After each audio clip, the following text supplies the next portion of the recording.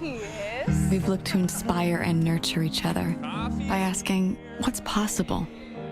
What's possible when we come together? What's possible when we connect? What's possible? Kayla. Is it okay to hug you? When we open our hearts? But you seem like a good person to karaoke with. I'm pretty fun. Okay. I think. What's possible when we grow together?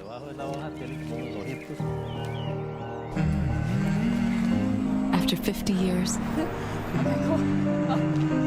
we've learned that possible is just the beginning.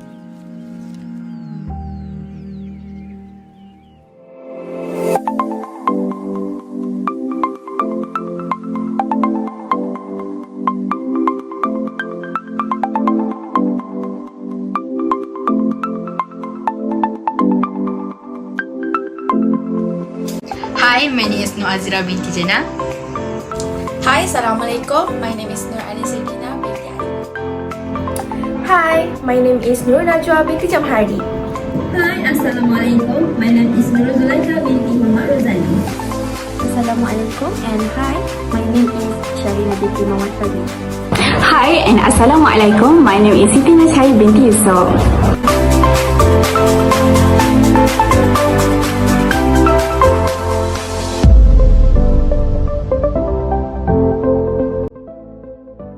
Starbucks Corporation is an international coffee and coffee house chain based on the Seattle, Washington, United States.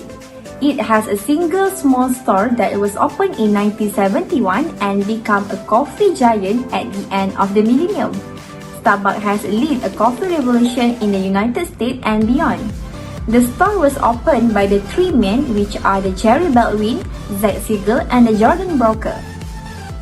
Starbucks is focused to only selling the highest quality the whole beans coffee and coffee beverage.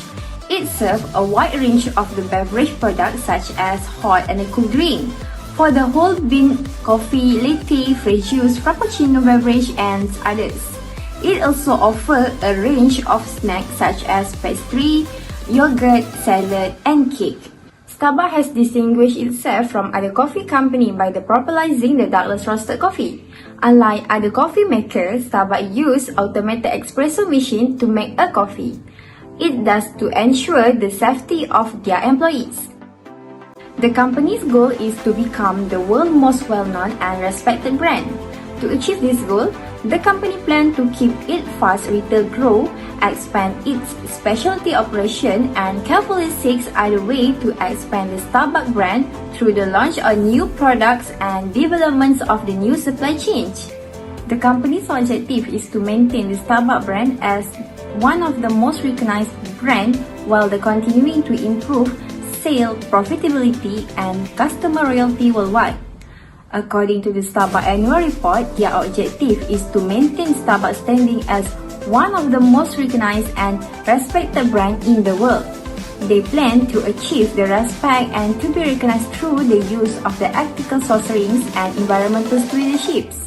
One of the main objectives of the Starbucks is to increasing the profit over time. Starbucks' strategic objective consists of the three components, which are the wholly owned subsidiary, joint venture, and franchising. When the Starbucks wish to expand quickly in a specific country, the licensing method is used. In order to introduce its business technique to the local market, Starbucks will use a joint venture strategy. The next, Starbucks uses the whole-owned subsidiary strategy when it has the extensive market expertise of the market itself, such as the United States and Canada. Next, we choose a New Zealand because Starbucks used the licensing and the franchising and there was a lack of the competition to carry out. The last but not least, Starbucks established a joint venture with the three major local partners when it first entered China in 1999, which are the Beijing Mida Coffee, Shanghai Uni President Starbucks Coffee Ltd, and the lastly is the Maxim Catera. Starbucks plans to expand their company in Shanghai, China, based Korean store in the near future, bringing their network to approximately 37,000 branches worldwide. Starbucks claimed that the location reduced energy consumption by 30% compared to previous store design, equivalent to the annual electricity consumption of more than 30,000 homes. Greener store also reduced water consumption by more than 30%, saving more than 1.3 billion gallons of water per year. Starbucks also claimed that 90% of its stores have waste disposal and circular practices such as recycling and composting in place. Other than that, Starbucks' risk in continuing to do business in the country is that it will face more competition than local beverage business in China. In December, the Chinese business news site 36KR claimed that Shanghai-based Manner Coffee had acquired another round of funding totaling more than 1 billion. Besides that, Starbucks may also be confronted by social pressure because of China's long habit of drinking tea. It posed the most difficult obstacle for Starbucks. Next, Starbucks is at risk of political repercussion. China is a highly bureaucratic country with a rigorous process of gaining license and restriction in order to start and run a company.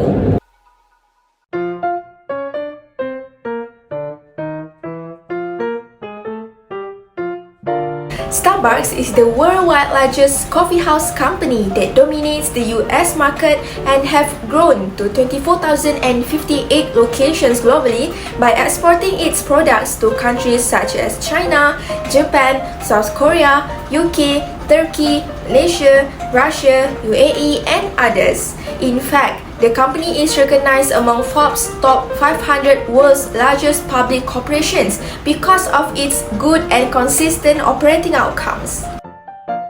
The first one is foreign exchange rate.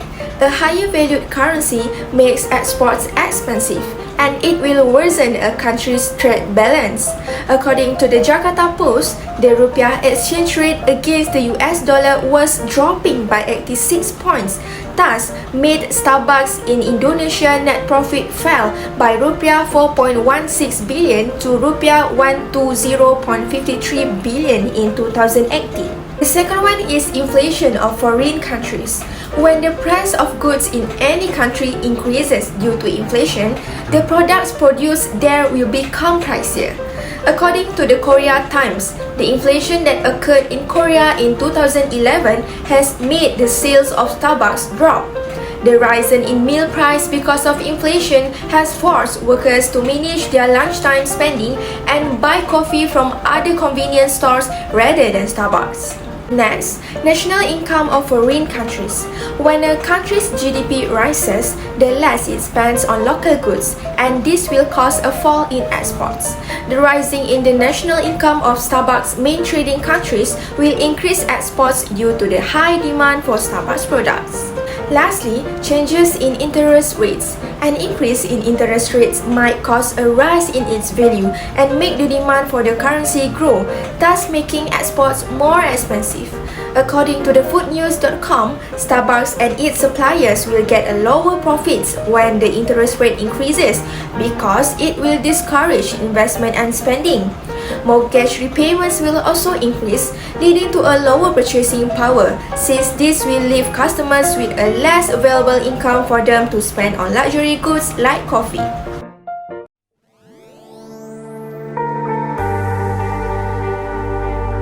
So, how is the very essential market used by Starbucks companies? So today, Starbucks is the largest coffee house company in the world with 22,938 retail locations as of the first quarter of 2021 in 78 countries around the world. So the main reason of the Starbucks company used the very essential market first is because Starbucks growth target. Starbucks future growth depends on the increasing growth and sustained profitability of its international operating segment. So Starbucks' long-term goal is to open approximately 20,000 Starbucks stores in the United States and at least 20,000 stores in international market to achieve the growth target. So second, international revenue increase. International total net revenue for fiscal 2019 increased to 12% by $640 million due to openings of a new 665 Starbucks company operated stores in the past 12 months, approximately by $377 million. Third, income tax. For the fiscal year 2006, it is an effective tax rate where it decreased from 37.9% in the fiscal year 2004 to 35.8%. Foreign currency exchange, this acts as minimizing foreign currency exposure and reducing cash flow volatility from the foreign currency fluctuation, since Starbucks has transaction in many other currency. Next, derivative instrument. Since Starbucks exposed to various risks, so they manage the risk by using various types of derivative instruments, including forward contracts, commodity future contracts, collars, and swap. Then, foreign currency translation. Starbucks international operation commonly use the local currency as their functional currency. As a result, adjustment for translation are reported as a component of OCI and are recorded in AOCI on the consolidated balance sheet, which is additional income for Starbucks. Second last, international segment. Starbucks acquired an increase in equity interest from South China operation and goodwill by $46.2 million and $5.1 million respectively. The increase is due to foreign currency fluctuation in the international segment. Lastly, additional comprehensive income. Foreign currency translation adjustment is one of the components in accumulated other comprehensive income AOCI reported on Starbucks consolidated balance sheet. Now, does it appear that Starbucks company issues stock in foreign countries? The answer is yes. Starbucks Corporation common stock trade on the Nasdaq Global Stock Market and SDAQ and listed under that with the symbol of SBUX. So here are the list of shareholders of Starbucks companies from 2015 until 2020. So it's Starbucks Corporation, S&P 500, Nasdaq Composite, and lastly S&P Consumer Discretionary.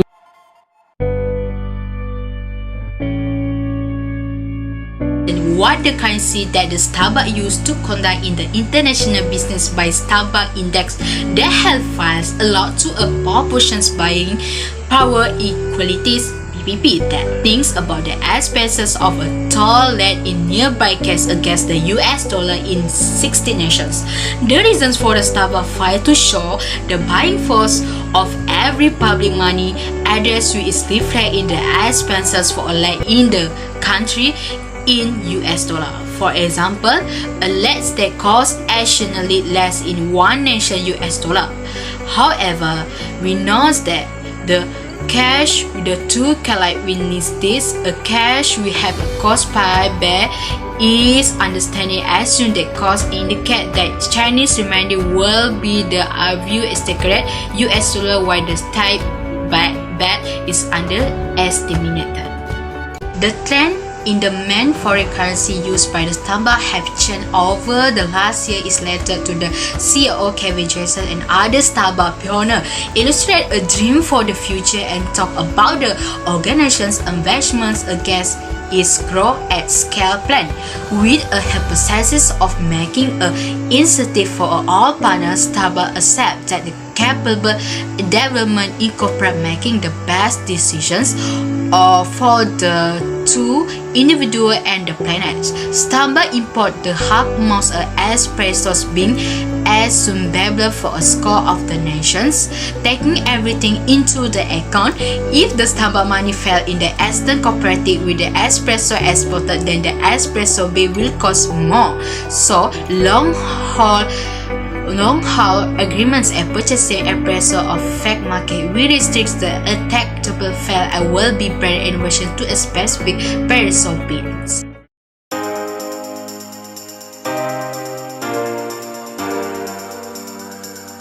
In my opinion, Starbucks use draft or clean collection payment to pay for their imports.